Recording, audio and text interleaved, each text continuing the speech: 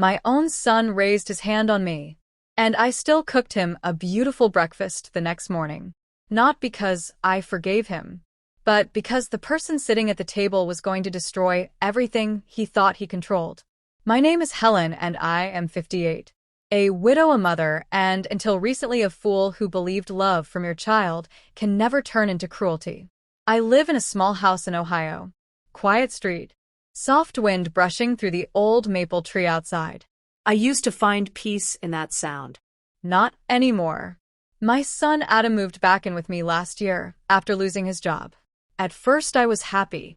A mother always hopes for more time with her child, but slowly the house started to feel smaller. Tighter. He became demanding, short-tempered. He blamed the world for everything. And somehow I became the closest target. But I kept telling myself, he is stressed. He is struggling. He will find his way.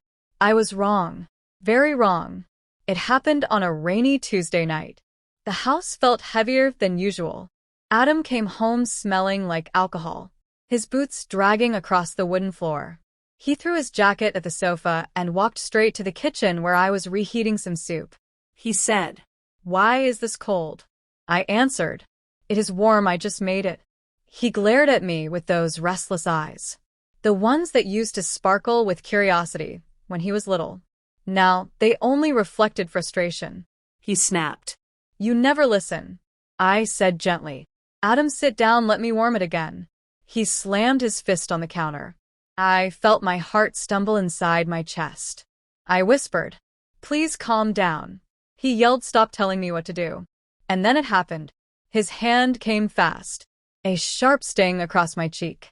The sound of the slap echoed louder than the storm outside. For a moment, everything froze. The ticking clock, the rain, my breath. He looked shocked at first, then annoyed, as if I somehow made him do it. He said, "See what you made me do. You push me. You always push me." I stood there trembling, but I did not cry. Not because I was strong, because my pain had gone numb long before that moment. I whispered, "Go to bed, Adam." He muttered something under his breath and stomped down the hall to his room. When his door slammed, I touched my cheek. It was warm, burning, but my heart felt colder than the rain. I sat at the table until midnight, just thinking about every sacrifice I had made, every birthday cake, every scraped knee I kissed better. Every night I stayed awake worrying, wondering how my son became someone who could look at his own mother and see an enemy. I knew I had to do something, not to punish him, but to save myself, maybe even save him. Sometimes revenge is not about hurting someone. Sometimes it is about forcing them to see the truth they keep running from. The next morning I woke up before sunrise. My cheek was still tender, but I felt strangely calm. I decided to make breakfast. Not a normal breakfast. A feast. The kind I used to make when Adam was a little boy. Fluffy pancakes, crispy bacon, scrambled eggs, fresh orange juice, a warm cinnamon roll. The smell filled the house slowly, sweet and heavy. I heard Adam's door open. He walked into the kitchen, rubbing his eyes. He looked at the table, then at me. A smirk crossed his face. He said, "Finally, you learned. I like this version of you. Quiet and obedient." A small chill traveled down my spine, but I smiled faintly. Then I said, "Sit, eat." He pulled out a chair, but froze halfway, because he finally noticed we were not alone. Sitting at the table calmly, hands folded, was a man Adam had not seen in years. His father's brother, my late husband's twin, a family lawyer, a man Adam never liked, a man who had always seen through his manipulations. Adam's face went pale. He whispered, "Uncle Mark, what are you doing here?" Mark answered in a steady voice, "Your mother called me last night. She told me everything." Adam turned to me. His voice cracked. "You told him? Why would you do that?" I kept stirring the eggs slowly, because sometimes silence is the sharpest blade. Mark spoke again. I am here because your father left clear instructions.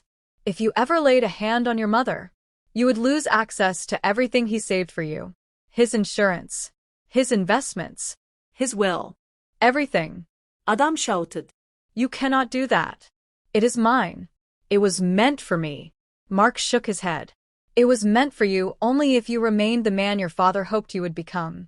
Yesterday, you proved the opposite. Adam looked at me, really looked at me, as if seeing me for the first time. He said in a softer voice, Mom, I was angry. I did not mean to. I swear. I said quietly, I know, but you did. And now you have to face the consequences. Just like any adult. He slammed his hand on the table again. But this time there was no power behind it. Only desperation. He asked, So what now? You want me to leave?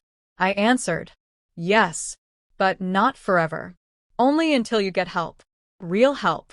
Therapy. Anger management. A job. A life you build with respect, not rage. His eyes filled with something I had not seen in a long time. Fear. Maybe even regret. Mark added, When you start showing progress, we can talk again about your father's inheritance. But first, you need to rebuild what you broke. You need to rebuild yourself. Adam did not answer. He just stood there breathing heavily and walked to his room. 10 minutes later, he left the house with a small bag. No shouting. No slamming. Just quiet steps fading down the driveway. The house was silent. But this time, the silence did not feel heavy. It felt like air returning after being held too long. I sat at the table with Mark. He reached for my hand and said, You did the right thing. I nodded, but my heart was still cracked. A mother never celebrates losing her child even for a short while. But she also cannot drown in the storm he creates. For the first time in years, I ate my breakfast slowly and with peace. Weeks passed. Adam started texting me. Short messages at first, then longer ones. He told me he had started therapy. He told me he got a part-time job. He told me he was sorry. Not angry sorry. Real sorry. One evening he called and said, Mom, I want to come home, but only when you feel safe. Not when I feel ready. Those words, simple, honest, were worth more than any inheritance he had lost. I told him, When you are healthy, when you are steady, my door will be open. Until then, keep going. And I hung up feeling something warm. Hope. Fragile, but real. My son did not return that week, or the next, but he kept trying. And that was the beginning of healing. For both of us. I learned that love is not silent, and strength is not obedience. Sometimes the bravest thing a mother can do is stand up even when her heart is shaking. My son hit me once, but life hit him harder when he finally saw who I had invited to breakfast.